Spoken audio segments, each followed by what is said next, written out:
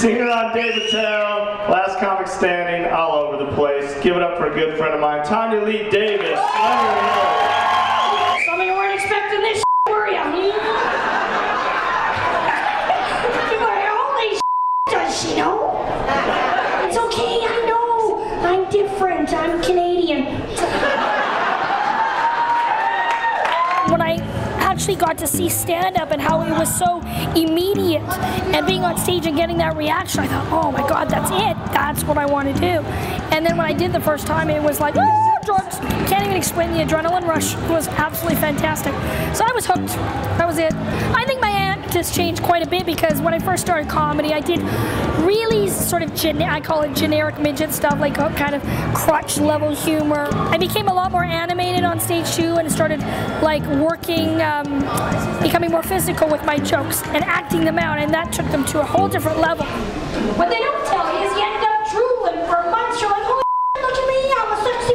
I get criticized, oh, you do too much midget stuff, or, you know, which I don't agree with. It's my life experiences, and that's what comedians talk about. And I've got a lot of funny that happens to me on a daily basis, so why not talk about it?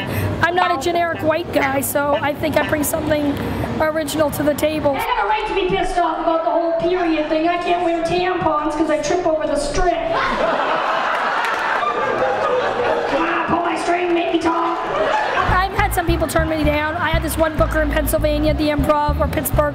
He said, I saw your DVD, and you may. Frankly, I felt very uncomfortable watching your DVD. And I'm like, yeah, well, whose problem is that? And then he said, oh, I booked somebody with cerebral palsy, and the audience didn't really like them, so I'm not quite sure they'll like you. I'm like, how can you compare me with somebody with cerebral palsy? Yeah. So it's just that kind of thing where it's somebody that has such prejudice, or, you know, they have the blinders on and they're the ones making the decision. You may not like a comedian, but if they deliver on stage and if they have some great marketing angle, which I do, you know, you gotta be able to run with it, you know, and they capitalize on that. It's because, I mean, the comedy clubs want to make money, and gotta package, I'm a package. I'm also biracial, yeah. That means I'm a white girl, I'm a black girl. I'd like to do my solo show at some point. It's a whole different ballgame, but the problem with America is they don't get the concept of a one-person show as much. It's very big over in Britain. They think that, oh, you're not being funny all the time.